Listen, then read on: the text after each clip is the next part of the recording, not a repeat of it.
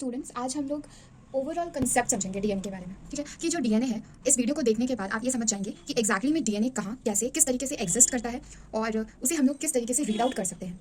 We are always confuse about that where is DNA present. Okay, so ये भी हम लोग हमेशा कंफ्यूज ऐसे भी रहते हैं कि डीएनए एक्चुअली में कहाँ, कैसे, किस तरीके से प्रेजेंट होकर वो वर्क करता है। तो इस वीडियो को हम लोग बहुत बहुत ज़्यादा ही ध्यान से देखने वाले हैं, क्योंकि जब तक आप बहुत पेशेंटली नहीं देखेंगे आपको नहीं समझ में आएगा। अब वीडियो को अंत तक देखें, और जिसे हमने माना कि ये है सेल, ठीक है, ये रहा सेल एंड इसके अंदर है न्यूक्लियस। ठीक है, और इस न्यूक्लियस में है न्यूक्लिक एसिड्स। ठीक है, ये रहा न्यूक्लियर मेम्ब्रेन, ये रहा न्यूक्लियर मेम्ब्रेन। ठीक है, और सेल की बात अभी हम लोग नहीं करेंगे इस वीडियो में। ठीक है, इसलिए मैंने सेल मेम्ब्रेन ड्रॉ नहीं किया। तो यहाँ पे हम लोग सिर्फ न्यूक्लियस और न्यूक्लियस के अंदर की चीज़ों के बारे में, यानी कि डीएनए के बारे में हम लोग समझेंगे कि ये कहाँ और कैसे एग्जिस्ट करता है। ठीक है, सो लेट्स प्रोसीड। तो ये जो हमारा न्यूक्लियस है, इस न्यूक्लियस में हमारा होता है न्यूक्लिक एसिड्स।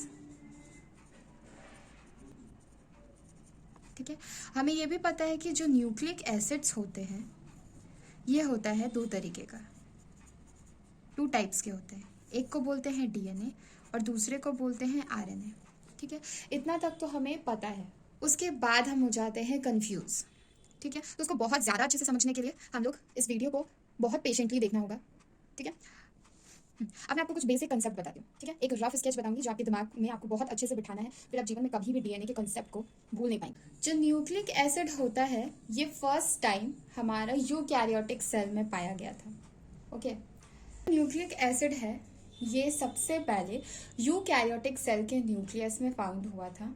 ठीक है, न्यूक्लिक एसिड में जो है वो फॉस्फेट होता है। किस फॉर्म में? फॉस्फेट जो होता है वो फॉस्फोरिक एसिड के फॉर्म में होता है।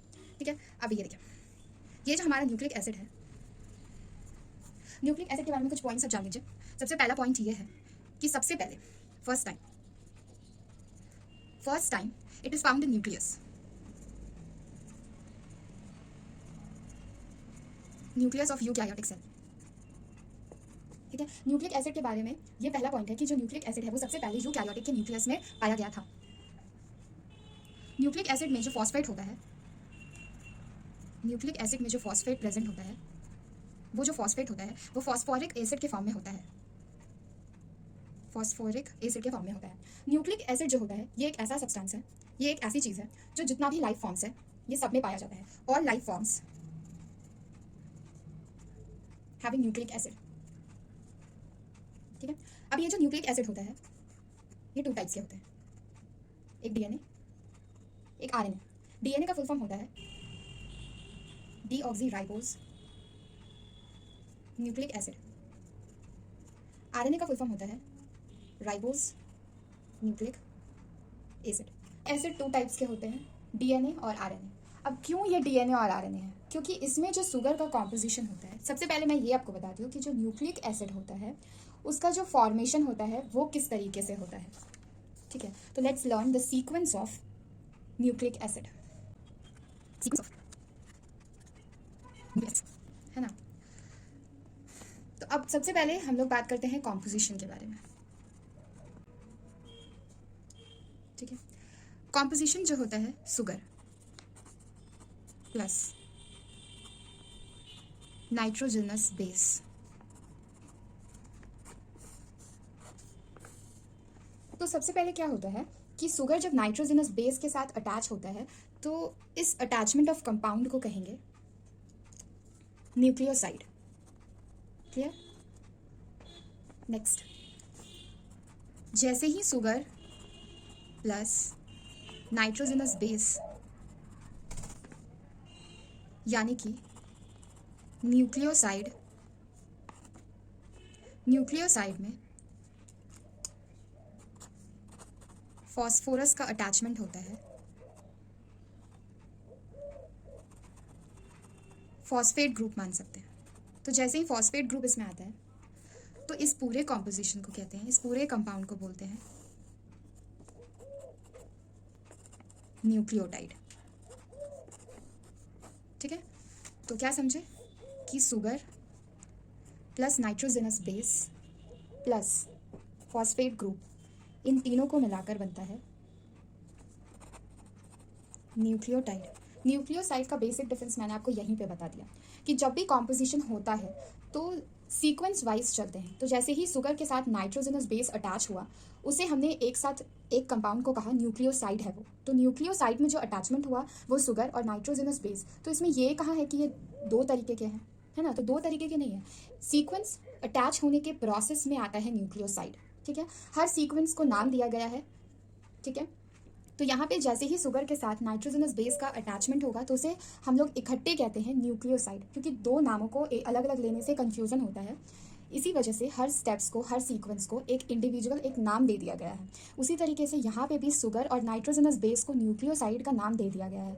बट न्यूक्लियोसाइड ऐसा कुछ न्यूक्लियोटाइड से अलग सा चीज़ नहीं है।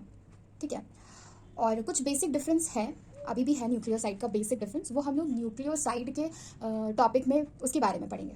ठीक है, तो बात जब प्यूरीन पायरिमिडीन की आएगी तब वहाँ पे थोड़ा सा लिटिल बिट, ठीक है, लिटिल बिट डिफरेंस होगा, बाकी और ज़्यादा कुछ नहीं है। ठीक है, तो अब यहाँ पे न्यूक्लियोटाइड समझ गए कि अब ये जो न्यूक्लियोटाइड बना, न्यूक्लियोटाइड एक कंपाउंड मॉलिक्यूल है। ठीक है, मॉलिक्यूल्स का एक कंपाउंड है जिसे हमने न्यूक्लियोटाइड कहा है। अब इसी न्यूक्लियोटाइड के चेन को हम लोग कहते हैं कि वहाँ पे न्यूक्लिक एसिड पड़ा हुआ है। क्या कहते हैं कि न्यूक्लिक एसिड्स हैं। अब ये ही जो न्यूक्लिक एसिड्स हैं, ये न्यूक्लिक एसिड्स जो है वो अलग अलग स्ट्रक्चर्ड वे में पड़ा हुआ है। ठीक है, तो जब भी इस स्ट्रक्चर्ड में पड़ेगा, डबल स्ट्रैंडेड के स्ट्रक्चर में पड़ता है, तो इसी न्यूक्लियोटाइड के न्यूक्लिक एसिड्स को कहेंगे डीएनए। ठीक है, जब ये सिंगल स्ट्रैंडेड में पड़ा रहेगा, ठीक है, तो इसे कहेंगे आरएनए। तो don't go through with my writings, because यहाँ पे हम लोग समझने पे फोकस करेंगे। ठीक है, राइटिंग जजमेंटल नहीं बनना यहाँ पे आपको समझना है कि DNA, RNA, nucleotide, nucleoside. I hope कि आपको ये सब कुछ क्लियर होगा। एक बार फिर से रिवाइज करते हैं। हमने क्या पढ़ा? हमने पढ़ा ये सेल। ठीक है, ओवरऑल कंसेप्ट समझना था डीएनए के बारे में। ये रहा सेल, एक यूकैरियोटिक सेल आप मान लो। ठीक है, प्रोकैरियोटिक और यूकैरियोटिक सेल के बारे में बेसिक डिफरेंस अगर दूसरा वीडियो चेकआउट कर सकते हैं, लिंक में आपको डिस्क्रिप्शन बॉक्स में मिल जाएगा। ठीक है, आप ये समझ जाएंगे कि प्रोकैरियोटिक सेल क्या होता है और यूकैरियोटिक सेल क्या होता है। तो यहाँ पे हम लोग यूकैरियोटिक सेल समझते हैं एंड उस सेल के अंदर का जो न्यूक्लियस है, उस न्यूक्लियस के अंदर की बात करते हैं। ठीक है, तो ये इसलिए मैंने न्यूक्लियस और न्यूक्लियस का मेम्ब्रेन एंड उसके अंदर का न्यूक्लिक एसिड्स आपको यहाँ पे बनाकर दिखाया है। और ये जो न्यूक्लिक एसिड्स होता है, ये दो तरीके से होते हैं, एक ये डीएनए फॉर्म, दूसरा आरएनए फॉर्म। ठीक है, अब ये जो न्यूक्लिक एसिड होता है, अब ये nucleic acid first time eukaryotic cell के न्यूक्लियस में पाया गया था। न्यूक्लिक एसिड जो होता है, ये न्यूक्लिक एसिड जो है, इसमें इन न्यूक्लिक एसिड में फॉस्फेट होता है। ठीक है, तो और ये जो फॉस्फेट होता है, ये फॉस्फोरिक एसिड के फॉर्म में होता है। तो जितने भी लाइफ फॉर्म्स हैं, वो सारे लाइफ फॉर्म्स में ना न्यूक्लिक एसिड पाया जाता है। और ये जो न्यूक्लिक एसिड होता है, ये दो तरीके के न्यूक्लिक एसिड होते हैं। न्यूक्लिक एसिड डीएनए और आरएनए के फॉर्म में होता है। ठीक है, अब जितना भी लिविंग फॉर्म्स में है, उसमें ये दोनों ही nucleic acid at a time पाए जाते हैं। ठीक है, जो न्यूक्लिक एसिड है, यानी कि जो डीएनए है और आरएनए है, ठीक है, ये डीएनए और RNA, nucleic acid, one word, you can say in one word, nucleic acid. जितना भी लाइफ फॉर्म्स है, सब में न्यूक्लिक एसिड होता है। डीएनए और आरएनए दोनों at one time, both are present in all life forms except virus. ठीक है, वायरस को छोड़ के, क्योंकि वायरस ही एक ऐसा ऑर्गेनिज्म है जिसमें वन टाइम में एक ही न्यूक्लिक एसिड प्रेजेंट होगा, डीएनए या आरएनए, दोनों में से कोई एक। ठीक है, और बाकी सारे लाइफ फॉर्म में डीएनए और आरएनए दोनों एट वन टाइम प्रेजेंट होंगे। बट वायरस के केस में ऐसा नहीं है, वन टाइम में एक ही न्यूक्लिक एसिड प्रेजेंट होगा, या तो डीएनए या तो आरएनए।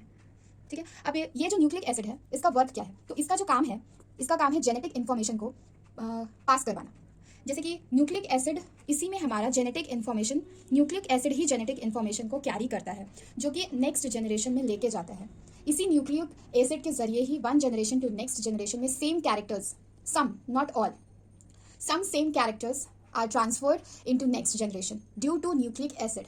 ठीक है, न्यूक्लिक एसिड की वजह से ही ऐसा पॉसिबल है कि न्यूक्लिक एसिड जो है वो हमारा पॉलीमर्स, हमने समझा कि न्यूक्लिक एसिड जो है वो न्यूक्लियोटाइड का पॉलीमर्स है ना। न्यूक्लियोटाइड, ये रहा, ठीक है। तो ये ही न्यूक्लियोटाइड का पॉलीमर्स है, ये रहा, ठीक है। अब इस सीक्वेंस को हम लोग ऐसे मान सकते हैं कि ये ऐसा है, sugar, nitrogenous base and phosphorus, ये एक हमारा हो गया न्यूक्लियोटाइड, है ना, इसी को तो कह रहे हैं न्यूक्लियोटाइड। अब इसी सेम कंपाउंड का चेन जो अलग अलग स्ट्रक्चर्ड में प्रेजेंट है, इसी न्यूक्लियोटाइड का चेन जो अलग अलग स्ट्रक्चर्ड में प्रेजेंट है, उनका नाम दिया गया है यहाँ पे,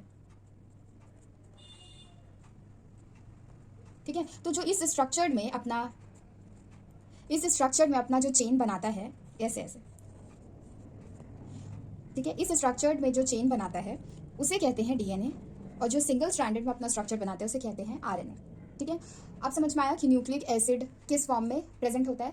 तो जो हमारा डीएनए बिल्कुल, अब जो डीएनए स्ट्रक्चर में आ गया ना, तो बिल्कुल न्यूक्लियस में धागे की तरह, आपको जैसा धागा होता है ना, थ्रेड लाइक स्ट्रक्चर, डीएनए का फिगर कुछ ऐसा होता है, ठीक है। ये मैंने बेस पेयर्स बनाए, नाइट्रोजनस बेस पेयर्स। इसके बारे में, डीएनए के बारे में थोड़ा और अगर डीप जाना है तो you can go through with the next video. And अभी के लिए इस टॉपिक को क्लोज करते हैं। आई होप कि आपको ये वीडियो बहुत अच्छे से समझ में आया होगा। अगर समझ में आया तो प्लीज़ एक लाइक ज़रूर करना, और नहीं समझ में आया तो डिसलाइक भी ज़रूर करना, बिकॉज उससे हमें एक फीडबैक मिलेगा कि हमें कुछ और ग्रो करना है या फिर इसी डायरेक्शन में जाना है, क्लियर, या फिर और अच्छा करना है। तो और अच्छा अगर करना है, अगर आप चाहते हैं कि हम ग्रो करें, तो आप लाइक या डिसलाइक दोनों ही कर सकते हैं। इससे आपको भी बहुत हेल्प मिलेगा, क्योंकि बहुत सारे बेसिक्स, छोटे छोटे बेसिक्स जो कहीं बताए नहीं गए हैं, वो सारे बेसिक्स को मैं यहाँ पे कवर करूँगी। तो एक जो बॉन्ड होता है ना, वो बॉन्ड रेडी करना चाहती हूँ, जैसे जो एकदम बेस में है और जो एकदम हाई में है। तो बेसिक सा चीज़ अगर हमें नहीं आ रहा है तो बहुत हाई लेवल की जो स्टडी है उसे हम कभी कनेक्ट नहीं कर पाएंगे। तो उस कनेक्शन का काम हम लोग यहाँ पे करने की कोशिश कर रहे हैं। तो अगर आप भी इस कनेक्शन को ग्रोथ देना चाहते हैं तो आपको लाइक करना बनता है। Next, as your wish. Okay, thank you for watching the video. Stay tuned for the next video.